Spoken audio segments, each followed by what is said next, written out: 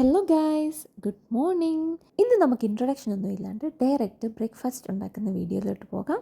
ഇന്നത്തെ നമ്മുടെ സ്പെഷ്യൽ പുട്ടും ഗ്രീൻ പീസ് കറിയാണ്. കടലക്കറിയായിരുന്നു എൻ്റെ പ്ലാനിലുണ്ടായിരുന്നത്, ബട്ട് അറ്റ് ദാറ്റ് മൊമെൻറ്റ് കടല എനിക്ക് അവൈലബിൾ അല്ലായിരുന്നത് കൊണ്ട് ഞാൻ ഗ്രീൻ പീസിലോട്ട് മാറി.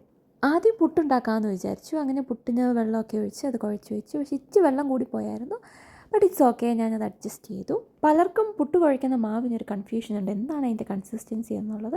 ഇതാണ് അതിൻ്റെ കൺസിസ്റ്റൻസി. അതായത് നമ്മളിങ്ങനെ ഒന്ന് പ്രസ് ചെയ്യുമ്പോൾ ആ മാവ് അവിടെ ഇരിക്കണം. അതാണ് പുട്ടിൻ്റെ കൺസിസ്റ്റൻസി എന്ന് പറയുന്നത്. ഈ വീഡിയോ കാണുന്ന ഒട്ടുമിക്ക ആൾക്കാർക്കും അതറിയാമെന്ന് എനിക്കറിയാം, എന്നാലും ഞാൻ പറയാം. ഈ ഡയലോഗ് എവിടെയോ കേട്ടിട്ടുണ്ടല്ലേ. എനിവേയ്സ്, നമ്മുടെ പുട്ടിനുള്ള ഇൻഗ്രീഡിയൻസും അതുപോലെ തന്നെ കറിക്കുള്ള ഇൻഗ്രീഡിയൻസും എല്ലാം അവിടെ റെഡിയാക്കി വെച്ചിട്ടുണ്ട്. പുട്ടിനെ കുറ്റിയിലോട്ട് മാറ്റി. ഞങ്ങളിതിനെ ചിരട്ടപ്പുട്ടെന്നാണ് പറയുന്നത്. മേ ബി ഈ ഒരു ഷേപ്പ് കൊണ്ടായിരിക്കാം ആ ഒരു പേര് വന്നത്. നിങ്ങളുടെ നാട്ടിൽ വേറെ എന്തെങ്കിലും പേരുണ്ടെന്നുണ്ടെങ്കിൽ കമൻറ്റ് ബിലോ. അങ്ങനെ കുക്കറിൽ നമ്മൾ വെള്ളമൊക്കെ ഒഴിച്ച് പുട്ട് വേവിക്കാൻ വേണ്ടിയിട്ട് വെച്ചു. ബൈ പുട്ട് ആവി കയറ്റാൻ വെക്കുമല്ലേ ചെയ്യുന്നത്, വേവിക്കുമല്ലല്ലോ ചെയ്യുന്നത്. സോറി ഗൈസ്, അതെൻ്റെ ഭാഗത്തുനിന്ന് വന്നൊരു മിസ്റ്റേക്കാണ്.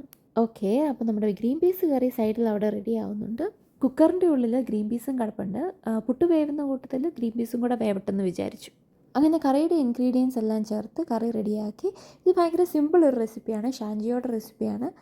ഉണ്ടാക്കാൻ വളരെ സിമ്പിളാണ്. ജസ്റ്റ് ആ റെസിപ്പി ഒന്ന് നോക്കി അതിൻ്റെ ഐറ്റംസ് എല്ലാം ഒന്ന് അറേഞ്ച് ചെയ്ത് വെച്ച് കഴിഞ്ഞാൽ നമുക്ക് ഈസി ആയിട്ട് ഉണ്ടാക്കിയെടുക്കാൻ പറ്റുന്ന ഒരു ഗ്രീൻ പീസ് റെസിപ്പിയാണിത്.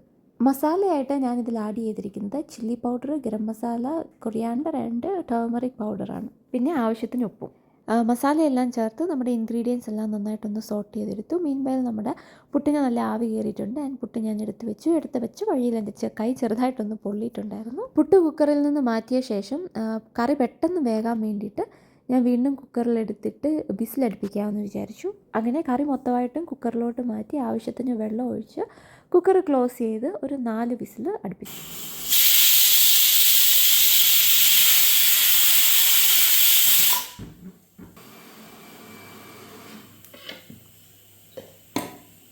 ഇതാ നോക്കൂ, നമ്മുടെ ആവി പറക്കുന്ന പുട്ടിവിടെ റെഡിയാണ്.